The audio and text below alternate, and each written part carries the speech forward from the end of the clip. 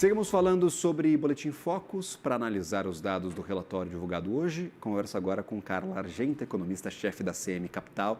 Seja bem-vinda, Carla. Um ótimo dia a você. Obrigado por atender ao nosso convite. Bom dia, Gabriel. O prazer é todo meu. Vamos lá. Caríssimo, destaques deste boletim: queda para a inflação deste ano e para o próximo. Efeito que já está sendo carregado das últimas semanas ou tem dedo aí deste IPCA 15 que saiu na semana passada? Olha, acho que é um conjunto de fatores, né? O primeiro ponto é que essa queda ela foi muito marginal, então ela provavelmente está mais atrelada a ajuste das expectativas com base no IPCA 15 que foi divulgado na última sexta-feira, né?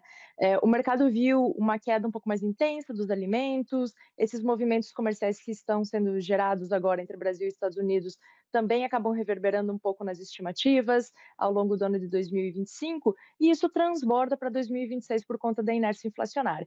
Então, acho que são movimentos mais atrelados a reajustes de curtíssimo prazo e de expectativas para esse ano e para o próximo ano também. Como é que estão as expectativas no mercado comparadas com as expectativas da CM Capital? Vocês enxergam que ainda há margem para o mercado revezar para baixo essas projeções? Conversei com alguns economistas que já estão um pouco mais otimistas, vendo a inflação abaixo de 5%, inclusive. Sim, nós sempre estimamos uma inflação muito próxima de 5% em 2025. Eh, os movimentos sazonais que reajustam as expectativas no início do ano e que levaram essa expectativa de IPCA para casa dos 5,50, 5,60 em alguns momentos do ano, eles não foram abarcados por nós, né? Porque a gente considera que esses movimentos são mais sazonais, eles acabam, de certa forma, contaminando as expectativas de mercado. Então, a nossa expectativa é em torno de 5%, sim, e a gente entende que tem espaço para esse reajuste, principalmente no ano de 2026, que é o horizonte relevante da política monetária. Então, à medida que o mercado passa a incorporar esses movimentos benéficos no ano de 2025, justamente por conta dessa inércia inflacionária e pelo reajuste dos contratos da nossa economia, nós esperamos que esse movimento seja visto também em 2026, e ele deve ser acentuado ao longo dos próximos meses, ao longo das próximas semanas. Então, a gente tem essa expectativa de uma manutenção, de certa forma, em 2025 e movimentos mais intensos em 2026. Perfeito. Só para entender, só para a gente recapitular aqui, para 2026, vocês acreditam que essas revisões vão ser para cima, para baixo? O que a gente pode colocar nessa conta? Porque, pelo que eu tenho aqui, o mercado já projeta 4,44 de inflação no limite ali da nossa meta para o Banco Central. Isso, nós estimamos que essa inflação possa cair ainda mais, as Entendi. expectativas sobre ela, né? Justamente por conta disso. O primeiro movimento é a inércia inflacionária, e acho que os outros movimentos que estão sendo gestados nesse momento, eles apontam para o mesmo lado, né, Gabriel? A gente tem, principalmente em termos de Estados Unidos, uma condição que mostra talvez uma inflação um pouco mais baixa. Então, se pavimenta o caminho para uma taxa de juros também mais baixa por lá, né? O que contribuiria para um dólar mais depreciado frente ao real, a despeito de todos os movimentos que nós temos visto internamente. Ou um dólar mais depreciado, ou um dólar, de certa forma, estável no patamar atual, né? Não oscilando muito e não subindo muito frente ao real, o que contribuiria para esse movimento benéfico lá na frente também. Então, nossa expectativa seria para baixo. Perfeito. Hoje o mercado já coloca na conta o que vai sobrar de produto aqui no Brasil caso o tarifaço aconteça, porque estamos na semana do tal tarifaço, 50% de tarifas, praticamente inviabiliza comércio com os Estados Unidos para diversos produtos que são, claro, essenciais para eles, mas também consumidos no nosso dia a dia. O que você percebe? O mercado já colocou isso na conta ou vai esperar ser realizada a tarifa para começar a fazer cálculo? O mercado já considera esses movimentos, sim. É muito difícil precisar a Perfeito. intensidade deles, né? Mas o mercado já considera isso, sim. E a gente consegue perceber isso de forma mais intensa a partir das coletas dentro do universo produtivo propriamente dito. Então, o preço do boi, que tem um impacto muito grande, né, sobre a inflação interna, e é um produto que vai sofrer uma taxação mais acentuada a partir do dia 1º de agosto, a esfera produtiva já começa a precificar isso. E o mercado também leva em conta esses movimentos. Claro que o ajuste, ele demora um pouco mais para bater no IPCA, né? Então, em agosto talvez nós vejamos alguma coisa, mas nos meses subsequentes talvez seja um pouco mais forte. Agora, sobre os produtos industriais, aí a gente tem movimentos bem mais suavizados para acontecerem e que levam muito mais tempo para bater sobre o IPCA, né? Eu acho que a maturação da inflação desses itens ela é muito distinta dos alimentos perecíveis, né, dos itens perecíveis. E, portanto, ela acaba impactando o indicador na cauda do tempo, não no curtíssimo prazo. Esses movimentos mais voláteis e mais rápidos são identificados com maior precisão e de uma forma mais intempestiva também. Agora, esses movimentos mais lentos, eles são mais difíceis de serem precisados, de serem precificados, e talvez o mercado ainda tenha certa dificuldade para considerar seus impactos sobre o IPCA. Agora, a questão relacionada a câmbio, a dólar, o mercado também está mais otimista com o câmbio, apesar do tarifaço ter sido mais pesado do que nós tínhamos na conta alguns meses atrás. Então, a gente começou esse ano com o dólar acima de 6 nas projeções, ali bem próximo de 6, e agora já estamos com 5,60 projetado para este ano e também 5,70 para o próximo. Carla, é ponto de atenção, também pode contribuir com essa inflação mais baixa? Sim, é ponto de atenção e eu acho que aumenta o risco dos, movimentos caudais, né, então é ponto de atenção para cima e ponto de atenção para baixo. Por que o mercado está considerando esse dólar mais baixo a despeito, da tarifa que nós temos visto?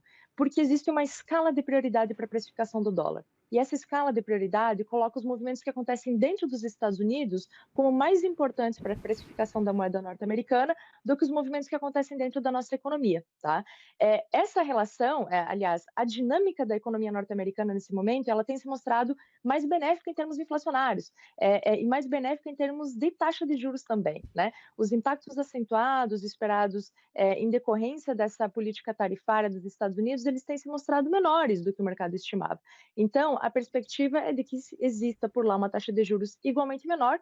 Isso beneficia, né, o processo de depreciação do dólar. As outras moedas elas acabam ficando mais fortes. Esse movimento tem mais peso do que os fatores internos para a precificação do dólar, e é por isso que hoje o mercado estima um movimento bem mais comportado. Perfeito. Queria pedir para o pessoal da produção do nosso switcher colocar na tela a inflação de agosto projetada por este Boletim Focus. Não mudou do mês passado para este. Há uma semana era deflação de 0,04 e hoje a projeção continua em 0,04. Há inclusive aqui uma mudança nesses preços. Vou até dar um zoom, tirar o zoom aqui para a gente colocar na tela, justamente para o câmbio esperado para este período. Eu queria justamente trazer a tua contribuição, Carla. Eu queria te ouvir sobre os efeitos da mudança da bandeira tarifária de vermelha 1 para vermelha 2 para o mês de agosto. A gente ainda não vê efeito nesta inflação projetada pelo mercado por conta de talvez um atraso. O pessoal vai ter que revisar essas projeções ainda nos próximos dias, ou a gente ainda não vê efeitos desta bandeira tarifária na inflação projetada de agosto, porque o mercado já tinha isso na conta, já estava confiante de que isso ia acontecer. Por favor. O mercado estava bastante dividido em relação à bandeira tarifária, mas esse movimento ele já foi abarcado pelo mercado nesse relatório Focus divulgado na manhã dessa segunda-feira. O que aconteceu foi uma mudança de perspectiva entre os grupos que compõem o IPCA. Então, a bandeira tarifária ela faz parte de um grupo que são o grupo dos preços administrados. Nesse caso, a expectativa de mercado ela saiu de algo em torno de menos 1% na semana anterior para algo em torno de menos 0,60%. Ao passo que, justamente sobre os alimentos e o demais conjunto dos itens não administrados, ou seja, aqueles lá que têm a precificação baseada na dinâmica econômica propriamente dita, eles mostram uma inflação mais baixa, justamente por conta desses movimentos relativos às tarifas norte-americanas. Então, existiu essa compensação entre preços administrados e preços livres, que acabou deixando o IPCA no mesmo patamar dentro das estimativas de mercado, mas mostra uma característica, de certa forma, um pouco mais positiva para a política monetária, porque os efeitos deflacionários e menos inflacionários, eles têm raiz nos preços livres. Essa é a grande sacada por trás dessa mudança de perspectiva. Perfeito. Sobe um, desce outro, no final das contas não sai do lugar a projeção final, mas com uma mudança da composição. É uma percepção bastante importante para a gente ter nesse iniciozinho de segunda-feira. Quer dizer que alimentos, pelo menos na expectativa, devem continuar puxando a inflação para baixo, Carla? Exatamente. No mês de julho e no mês de agosto, o mercado já considera esses movimentos. É interessante lembrar, Gabriel, que há cerca de um mês atrás, o mercado sequer considerava movimentos deflacionários para os alimentos no ano de 2025. Então, parte desses movimentos tem raiz, sim, na relação comercial Brasil e Estados Unidos, mas parte desses movimentos não tem raiz nesses movimentos, tem raiz numa dinâmica interna e na própria precificação doméstica desses itens, né? Esses movimentos eles têm sido sim muito responsáveis por essa queda na inflação global que a gente tem visto em 2025.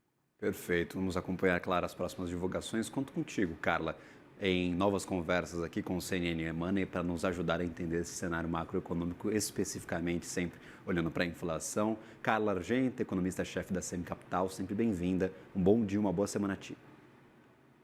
Muito obrigada, Gabriel. Bom dia a todos e até a próxima. Tchau, Agradecido. tchau. Até.